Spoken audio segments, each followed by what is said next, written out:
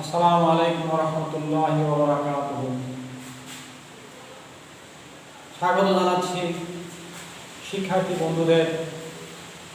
আমি Mohammad Mizanur Rahman Majumdar, Russia Baghdad Islamia দারুস সুন্নাহ আলিম মাদ্রাসা, আদর্শ সদর, কুমিল্লা। শিক্ষার্থী বন্ধুরা, বিশেষ করে নবম দশম শ্রেণীর শিক্ষার্থী বন্ধুরা, তোমাদের আজ একটি অনলাইন ক্লাস নেব। পূর্ব আমি একটি ক্লাস নিয়েছি, সেই ক্লাসটি নিশ্চয়ই তোমরা বুঝতে পেরেছ, শিখতে পেরেছ, অনুধাবন করতে পেরেছ। আজ আমি তোমাদের একটি ক্লাস নেব বাংলা প্রথম পত্র জুতো আবিষ্কার, কবিতা জুতো আবিষ্কার, রবীন্দ্রনাথ ঠাকুর। আমি এখন তোমাদের হোয়াইট বোর্ডে নিয়ে যাচ্ছি, তোমরা খাতা কলম নিয়ে প্রস্তুত হও। মূল বইটা হাতে নাও। মূল বইয়ের পৃষ্ঠা 208।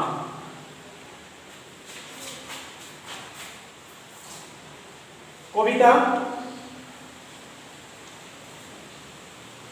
জুতো আবিষ্কার। কবি রবীন্দ্রনাথ ঠাকুর। তিনি 1861 খ্রিস্টাব্দে বাংলা 1268 জন্মগ্রহণ করেন ঠাকুরপাড়া ঠাকুর পরিবারের সেই শিলাইদহ গ্রামে। তার ছদ্মনাম বাণীসিংহ। তিনি 1941 খ্রিস্টাব্দে বাংলা 1348 খ্রিস্টাব্দে মৃত্যুবরণ করেন। কবি সম্পর্কে বলতে গেলে অনেক কিছু বলতে হয়। এখন আমি কবি সম্পর্কে বিশেষ কিছু না বলে তোমাদেরকে আমি নিয়ে যাচ্ছি মূল পাঠে। আমরা এখন তোমাদের মূল বইয়ের কয়েকটি গুরুত্বপূর্ণ অংশ, কবিতার কয়েকটি গুরুত্বপূর্ণ চরণ তোমাদের পাঠ করে শোনাচ্ছি। তোমরা মূল বই খুলে নাও, 200 পৃষ্ঠা 208।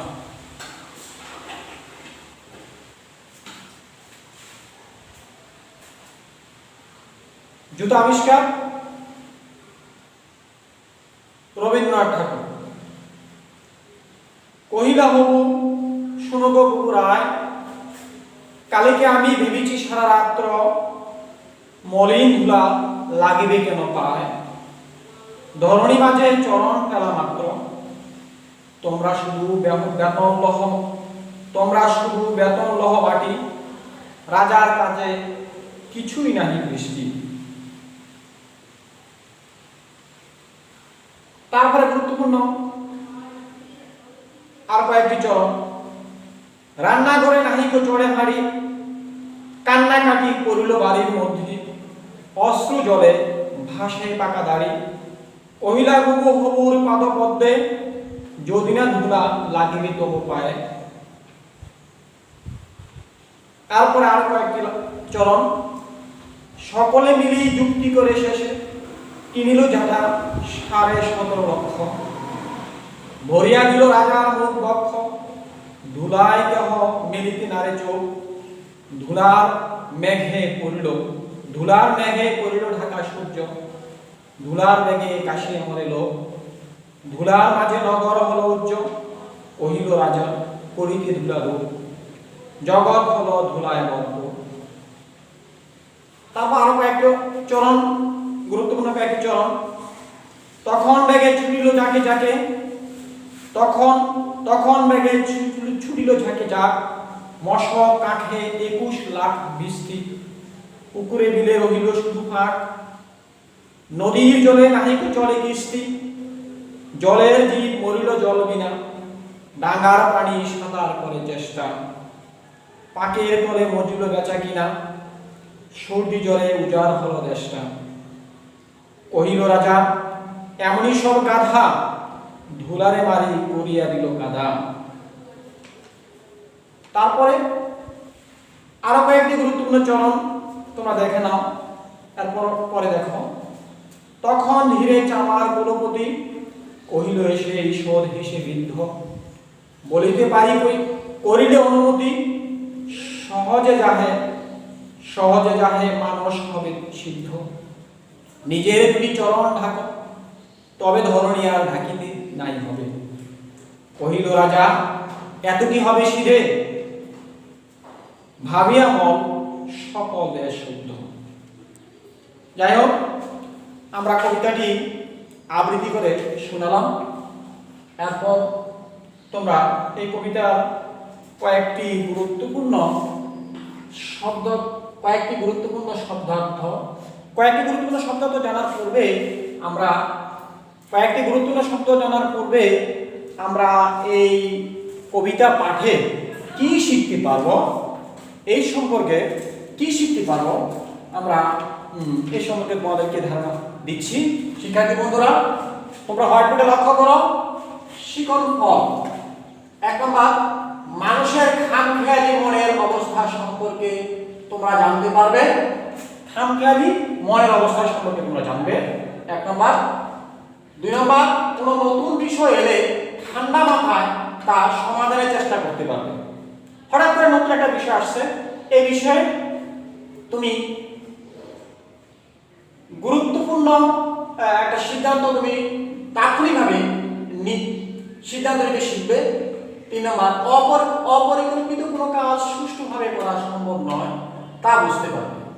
পরিকল্পনাবিহীন কোনো কাজ করলে কি হয়, সেটা সুষ্ঠুভাবে সমাধান হয় না। অপরিকল্পিত কোনো কাজ সুষ্ঠুভাবে সমাধান হয় না। যদি পরিকল্পনা করে কোনো কাজ করা যায়, তাহলে সেটা সুন্দরভাবে সুষ্ঠু সমাধান আমরা পেতে পারি, সেই সম্পর্কে আমরা বুঝতে পারবো। 4 নম্বর, সাধারণ মানুষও অসাধারণ কাজ সমাধান করতে পারে তা আমরা জানতে পারবো। একজন সাধারণ মানুষ কিন্তু অসাধারণ কাজ করতে পারে, অসাধারণ কাজের সমাধান দিতে পারে, এই সম্পর্কে আমরা জানতে পারবো। এরপরে আমরা আসি এই কবিতায়। আসলে আমরা এই জুতা আবিষ্কার কবিতাটি কেন, কোন উদ্দেশ্যে আমরা পাঠ করব, কোন উদ্দেশ্যে আমরা শিখব। এই পাঠের উদ্দেশ্য অমলিন হাস্য কৌতুক উদ্রেক করার মাধ্যমে এটিকে বুঝিয়ে দেওয়া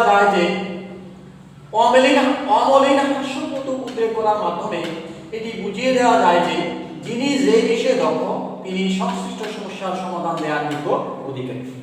যে বিষয়ে যোগ্য তিনি সে বিষয়ে সুন্দর সুষ্ঠু সমাধান দেওয়া তার পক্ষে সম্ভব। অন্য কেউ এটাকে সমাধান দিতে গেলে তখনই বিশৃঙ্খলা সৃষ্টি হয়, এখানে ঝামেলা সৃষ্টি হয়। এই জিনিসটা আমরা এই বিষয়ে আমরা বুঝতে পারবো। এই জন্য আসলে আমরা এই কবিতা পাঠ করা অত্যন্ত, কবিতাটি শেখা আমাদের অত্যন্ত জরুরি, অত্যন্ত প্রয়োজন।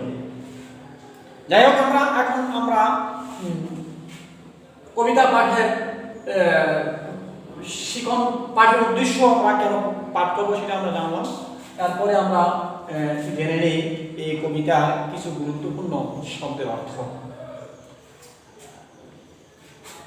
চরণ শব্দার্থ শিখি আমরা। চরণ মানে কি? পা। শব্দের অর্থ কাদা। কাদা আমরা আঞ্চলিক ভাষায় বলি প্যাক, যে প্যাকে পাড়া দিও না, কিন্তু আসলে এটা আঞ্চলিক ভাষা পাক বলি, প্রকৃতপক্ষে শব্দটা হলো কাদা। কিস্তি অর্থ নৌকা। চামার অর্থ হলো মুচি, যে আমরা জুতা সেলাই করার জন্য যে আমরা মুচির কাছে যাই, সেই চামার শব্দের অর্থ মুচি। কুলপতি হলো বংশের প্রধান। এখানে কুলপতি যে মুচিদের প্রধান যে বৃদ্ধ, এই কবিতায় যে বৃদ্ধ এই বৃহৎ সমস্যার সমাধান দিয়েছিল, সাধারণ মানুষের অসাধারণ কাজটি সমাধান করেছিল, সে হলো সেই কুলপতি, যে বংশের প্রধান। পিপে হলো ঢোলের আকৃতি বিশিষ্ট কাঠের তৈরি একটা পাত্র। ঢোলের আকৃতি বিশিষ্ট, আমরা যে ঢোল বাদ্যযন্ত্র বাজাই, সেই ঢোলের আকৃতি বিশিষ্ট কাঠের তৈরি একটা পাত্র। ভিস্তি পানি বহনের জন্য চামড়ার তৈরি এক প্রকার। এই কবিতায় আমরা দেখেছি যে পানি বহন করার জন্য, ধুলাবালি দূর করার জন্য, সমস্ত রাজ্যে পানি ছিটানোর জন্য 21 লক্ষ এখানে 21 লাখ চামড়ার থলি খরিদ করা হয়েছিল। কত লক্ষ? 21 লক্ষ চামড়ার থলি পানি বহন করার জন্য খরিদ করা হয়েছিল। আর পরাশ শব্দের অর্থ মেঝে বিছানোর জন্য কার্পেট। আমরা যে রুমের মধ্যে কার্পেট বিছাই, বিছানা বিছাই বা মাদুর বিছাই, সেটাকে পরাশ, কবি রবীন্দ্রনাথ ঠাকুর পরাশ বলে আখ্যায়িত করেছেন কবিতার মধ্যে। পরাশ শব্দের অর্থ মেঝে বিছানোর জন্য কার্পেট বা বিছানা বা মাদুর। এরপরে আমরা কবিতার মূল বিষয়টা আমরা জেনে নিই। কবিতার মূল বিষয়, মানুষ মাত্রই চিন্তাশীল, মানুষের মনে হঠাৎ করে কি হয়? মানুষের মনে হঠাৎ করে কোনো একটি চিন্তার উদয় হয়, মানুষ তা নিয়ে দিন রাত চিন্তা ভাবনা করে। তেমনি ভাবে রাজা হবু তেমনি ভাবে একটা চিন্তার মধ্যে পড়ে গেলেন। মন্ত্রী গবুরায় চিন্তার মধ্যে পড়ে গেলেন। মন্ত্রী গবুরায় প্রশ্নের জবাব দিতে হয়েছে, তাকে কাজের সমাধান করার জন্য তাকে দায়িত্ব দেওয়া হয়েছিল। রাজা হবু দিন রাত চিন্তা ভাবনা করতে করতে শেষ পর্যন্ত ওনার যে সেই চিন্তাটা প্রকাশ করার জন্য তিনি কি করলেন? তার মন্ত্রীকে ডাকলেন, মন্ত্রী গবুরাইকে ডাকলেন। মন্ত্রী গবুরাইকে ডেকে বললেন যে রাজসভায় শুধু সবাই বেতন নেয়, কোনো কাজের দিকে তাদের কোনো নজর নেই। এই জন্য তাদেরকে কি করতে হবে? তাদেরকে সঠিক কাজটি করতে হবে। আমি রাজ্যের মধ্যে পা ফেলা মাত্রই, আমি কক্ষ থেকে বের হয়ে, আমি রাজসভা থেকে বের হওয়ার পরে আমার পায়ে ধুলা লাগে। আমি একজন রাজা, আমি রাজ্যের মালিক, এই রাজ্যের ধুলা আমার পায়ে লাগবে, এটা হতেই পারে না। গবুরাইকে ডেকে কথা বললেন, যদি তুমি এটা সমাধান করতে না পারো তাহলে তোমার চাকরি যাবে, তোমার কঠিন শাস্তি হবে। এই কথা শোনার পরে রাজা মন্ত্রী গবুরাই বাড়িতে বাসায় গেলেন। বাসায় গিয়ে কথা বলার সাথে সাথে সমস্ত রান্নাঘরের রান্না বান্না বন্ধ হয়ে গেছে। স্ত্রী, পুত্র, পরিজন সবাই কান্নায় ভেঙে পড়ল। রাজা গবু মন্ত্রীর কি হলো? মন্ত্রীর টাকা ধারি ভিজে, সেই চোখের জলে টাকা ধারি ভেসে যায়। মন্ত্রী চিন্তা করলো যে এখন কি করা যায়। মন্ত্রী শেষ পর্যন্ত পণ্ডিত মশাইদেরকে ডাকলেন। পণ্ডিত মশাইরা ডাকার পরে পণ্ডিত মশাইরা এক এক পরামর্শ দিলেন। প্রথমে তাদের পরামর্শ দেওয়া হলো। প্রথমে তারা পরামর্শ নিল যে আসলে কি করা যায়।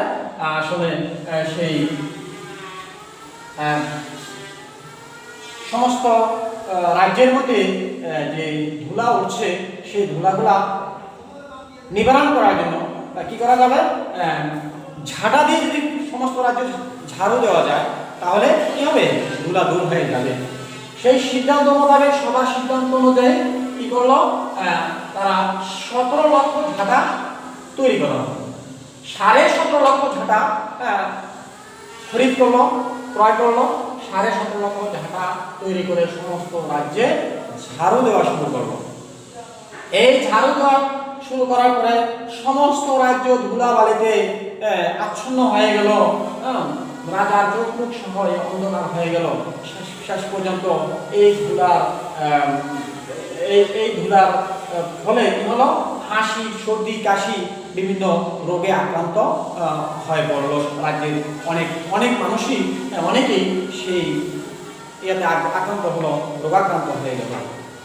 তারপরে আবার তারা ইয়াতে বসলো, মিটিং করলো, তারা সভা করে বলল, সবাই আবার সিদ্ধান্ত হলো যে না, ধুলাবালি মানুষের অসুবিধা হয়েছে, এখন এই ধুলা নিবারণ করার জন্য আমাদেরকে একটা ব্যবস্থা নিতে হবে।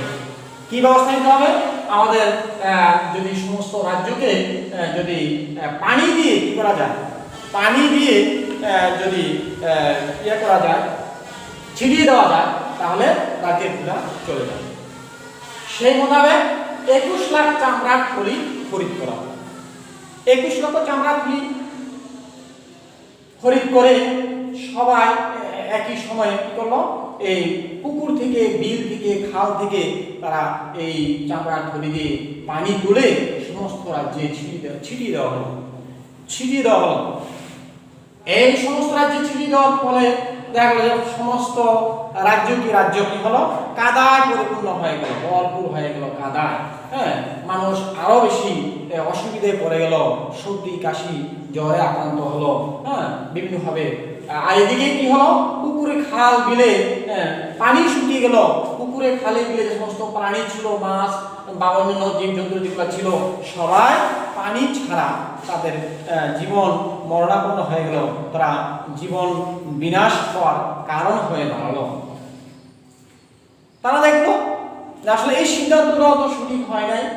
পরে এরা কি করলো, পরে এরা আবার বসলো, সবাই বসে সিদ্ধান্ত নিল যে আসলে না, কি করা যায়, তাহলে আমরা সমস্ত রাজ্য কি করব, আমরা সমস্ত রাজ্য কার্পেট দিয়ে, যে পলাশের কথা আসছে, পলাশ, সেই কার্পেট দিয়ে আমরা সমস্ত রাজ্য ঢেকে দেব।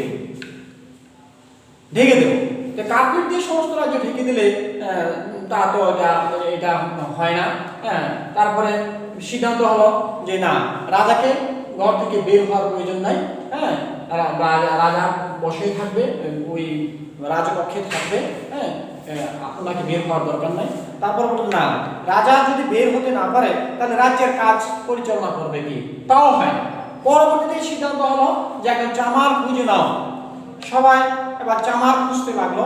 চামার খুঁজতে শেষ পর্যন্ত চামারের অধিপতি, কুলপতি, চামারের যে চামারদের প্রধান, বংশের প্রধান, সে এক বৃদ্ধ চামার কে খুঁজে পেল। চামার এসে রাজার কাছে বলল যে রাজামশাই, আমি কি করব, আমি আপনার কাজের সমাধান আমি দিতে পারবো, আপনি যদি অনুমতি দেন। বিনয়ের সহিত, অনুরোধের সহিত রাজা কাছে অনুমতি চাইলো। কি চাইলো, যে আমাকে যদি আমি অনুমতি দেন তাহলে আমি কথা বলবো। তারপরে সেই কুলপতি কি করলো, চামার কুলপতি, সেই বৃদ্ধ চামার রাজাকে বলল যে রাজামশাই, সমস্ত রাজ্যকে কার্পেট দিয়ে, পলাশ দিয়ে ঢাকতে হবে না, শুধু আপনার দুটি পা যদি ঢেকে দেওয়া যায়, চামড়া দিয়ে যদি আপনার দুটি পা ঢেকে দেওয়া যায়, তাহলে সকল সমস্যার সমাধান হয়ে যাবে।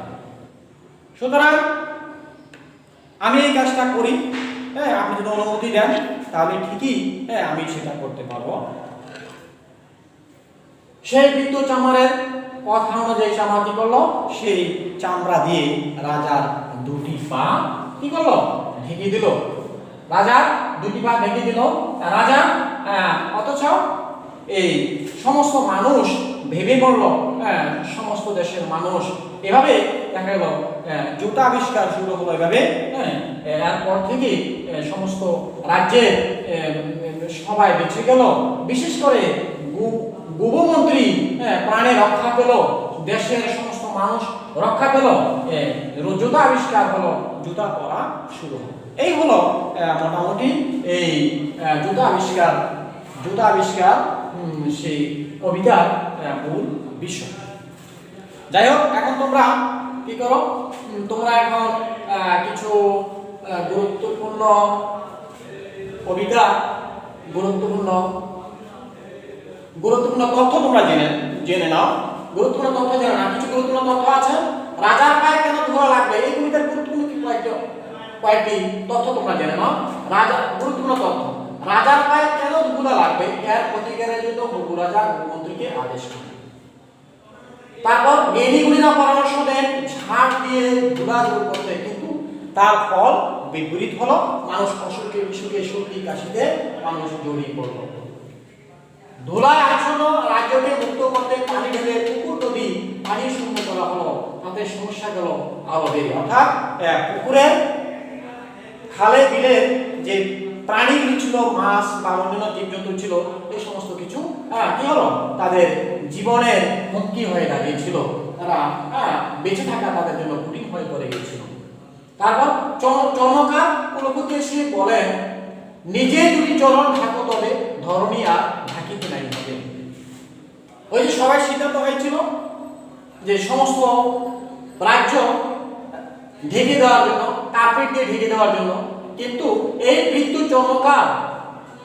চমৎকার কুলপতি বলেছিল যে নিজের দুটি চরণ অর্থাৎ রাজার দুটি চরণ ঢেকে দিলে সকল সমস্যার সমাধান হয়ে যাবে।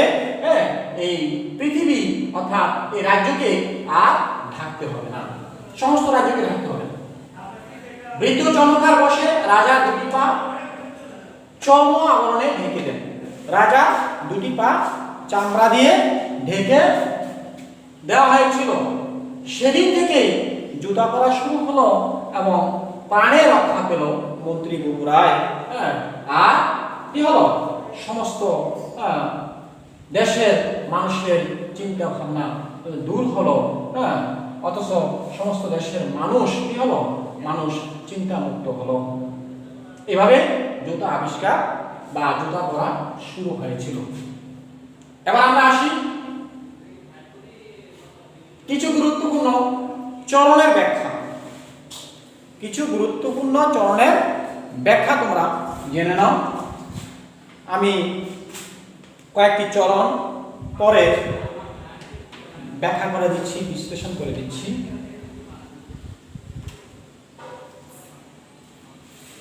কহিলা হবু শোনো গো বগুড়ায়, কালীকে আমি ভেবেছি সারা রাত, মলিন ধুলাম লাগিবে কেন পায়, ধরণী মাঝে চরণ ফেলা মাত্র, তোমরা শুধু বেতন লহবাটি, রাজার কাছে কিছু নাহি দৃষ্টি।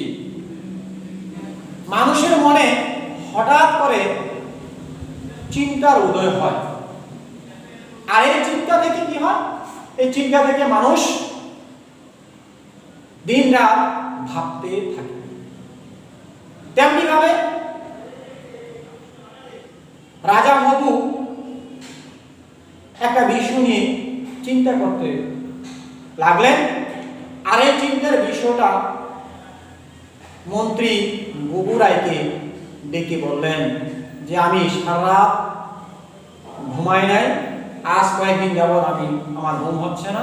আমি চিন্তা করেছি যে আমি এই রাজ্যের রাজা, রাজ্যের প্রধান, অথচ আমার পায়ে ধুলা লাগবে, এটা হতেই পারে না। তোমরা শুধু শুধু বেতন নিচ্ছ, শুধু শুধু তোমরা বেতন নিয়ে তোমার পরিবার পরিজন পরিচালনা করছো, কিন্তু আমি এই রাজ্যের রাজা হয়ে আমার পায়ে ধুলা লাগবে, এটা আমি কিছুতেই মেনে নিতে পারি না। এই সমস্যার সমাধান যদি তুমি করতে না পারো, তাহলে তোমাকে তোমার চাকরি যাবে, তোমাকে কঠোর শাস্তি বহন করতে হবে। এই কথা বগু রাজা এই কথা হবু রাজা বগুড়াইকে বলে দিয়েছিল। তারপরে সেই বলে দিয়েছিল, তারপরে বগুড়ায় চিন্তা মগ্ন হয়ে গেল। এই বগুড়ায়ের দাড়ি পর্যন্ত ভিজে, চোখে জলে দাড়ি ভেসে গিয়েছিল। যাই হোক, এরপরে আরো কয়েকটি চরণ আমি বলছি। বগুড়ায়ের এই কথা হবু রাজা কথা শুনে বগুড়ায়ের ঘরের রান্নাঘরে কি হলো, রান্না বন্ধ হয়ে গেল। যে রান্নাঘরে ঢাইকে চড়ে হাড়ি, কান্নাকাটি করিল বাড়ির মধ্যে, অশ্রু জলে ভাসায় পাকা দাড়ি, কহিলা গবু হবুর পাদ পদ্মে, যদি না ধুলা লাগিবে তব পায়ে, পায়ে ধুলা পাইব কি উপায়ে। রাজা হবুর আদেশ শুনে কি হলো, রাজা হবুর আদেশ শুনে বগুড়ায়ের রান্নাঘরে রান্না বন্ধ হয়ে গেল।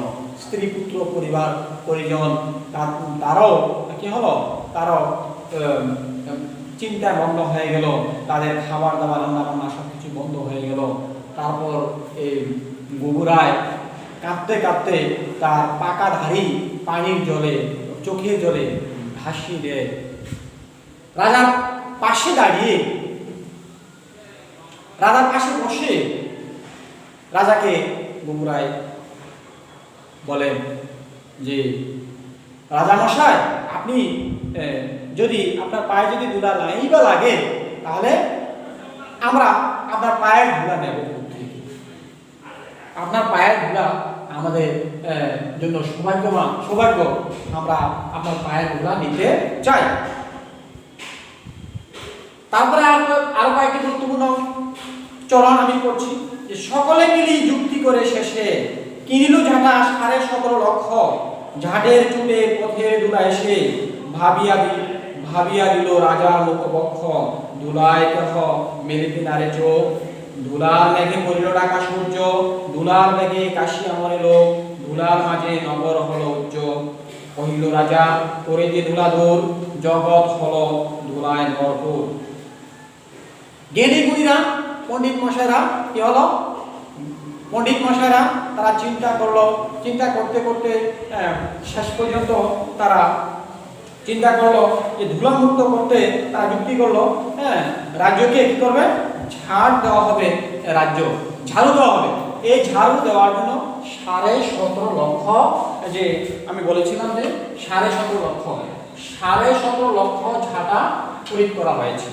পণ্ডিত মশাইদের পরামর্শ হয়েছে যে 17.5 লক্ষ ঝাঁটা কেনার জন্য। 17.5 লক্ষ ঝাঁটা কিনে একসাথে সমস্ত রাজ্যকে কি করা হয়েছিল? ঝাড়ু দেওয়া হয়েছিল। এই ঝাড়ু দেওয়ার ফলে সমস্ত রাজ্যে ধুলায় আচ্ছন্ন হয়ে গিয়েছিল। রাজার চোখে মুখী পর্যন্ত সেই ধুলা আক্রান্ত হয়ে সর্দি কাশিতে জ্বরে আচ্ছন্ন হয়েছে। আর তারপরে রাজা বলে, এখন যদি তোমরা ধুলা দূর করতে গিয়ে জগতে তোমরা ধুলা ভরপুর করে ফেলেছ, তোমরা একই কাজ করলে তোমরা। আবার তখন ব্যাগে ছুটে বাঁকে বাঘ, মশক কাখে 21 লাখ বৃষ্টি, পুকুরে বিলে রহিল শুধু ফাঁক, নদীর জলে নাহিক জলে কিস্তি, জলের জি পড়ল জল বিনা, ডাঙ্গায় পানি সাঁতার করে চেষ্টা, পাকের তলে মজিল বেচা কিনা, সূর্যি জলে উজাড় হল দেশটা, কহিল রাজা এমনি সব গাধা, ধুলারে মারি করিয়া দিল কাদা। এখন অর্থাৎ ধুলা দূর করার জন্য ঝাড়ু কিনা হলো 17.5 লক্ষ, কিন্তু বিপরীত হলো উল্টো। ঝাড়ু দেওয়ার ফলে দেশের মানুষ আরো বেশি সমস্যায় পড়ে গেল, রোগাক্রান্ত হলো, সর্দি কাশি জ্বর বেড়ে গেল। তারপরে রাজা তাদের এই অবস্থার কথা দেখলো, তাদের এই সিদ্ধান্ত ভুল সিদ্ধান্তর কারণেই দেশের মানুষ রোগাক্রান্ত হচ্ছে, বিভিন্ন সমস্যার সম্মুখীন হয়েছে। আবার পরামর্শ হলো যে 21 লক্ষ ইয়ে কেনার জন্য, 21 লক্ষ বৃষ্টি কেনার জন্য, পানি বহানোর জন্য চামড়ার একটা থলি, 21 লক্ষ থলি তৈরি করা হয়েছিল, খরিদ করা হয়েছিল। এই 21 লক্ষ চামড়ার থলি দিয়ে পুকুর থেকে বিল থেকে পানি তোলা হয়েছিল। পানি তোলার পরে সমস্ত রাজ্যে ছিটিয়ে দেওয়া হয়েছিল। তারপর সমস্ত রাজ্যে কি হয়ে গেল? কাদা হয়ে গেল। কাদার মধ্যে মানুষ বেচা কিনা, হাট বাজার সবকিছু কাদার মধ্যে চলতে লাগলো। এতে আরো বেশি সমস্যার সম্মুখীন হতে হয়েছে। তাতেও সর্দি জ্বর কাশি আরো বেশি বেড়ে গিয়েছিল।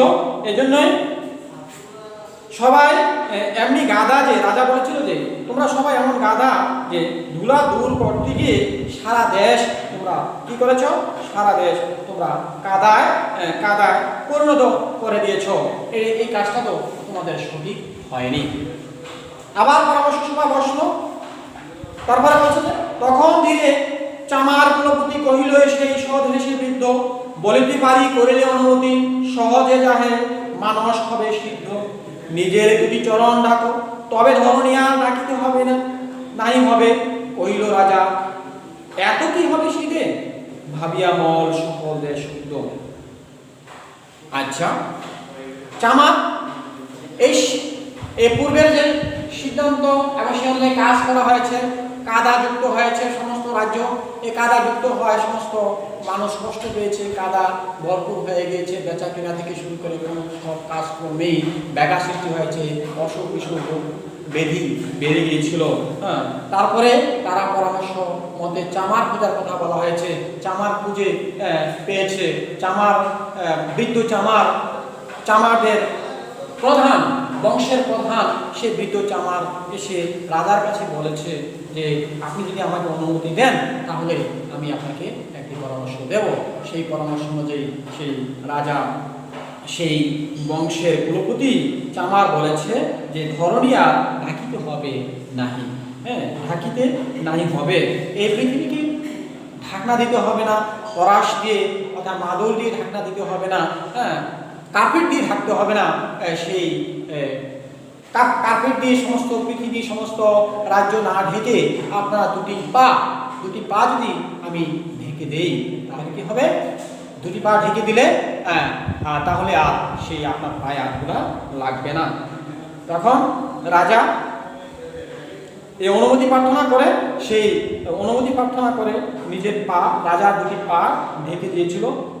তারপরে আর কি হলো, অতি সহজ রাজা পা দুটি ঢেকে দেওয়ার পরে রাজা বলেন এত কি সহজ, অথচ ভেবে মরল দেশের সব মানুষ। এত সহজে সাধারণ মানুষ হয়ে অসাধারণ কাজটা করতে পেরেছে, সাধারণ মানুষ হয়ে অসাধারণ কাজটা করতে পেরেছে, অথচ দেশের সমস্ত মানুষ ভেবে চিনতে সমস্ত পণ্ডিত বর্গ ভাবতে অস্থির হয়ে গিয়েছিল, অথচ একজন সাধারণ মানুষ এই কাজটা করতে পেরেছে।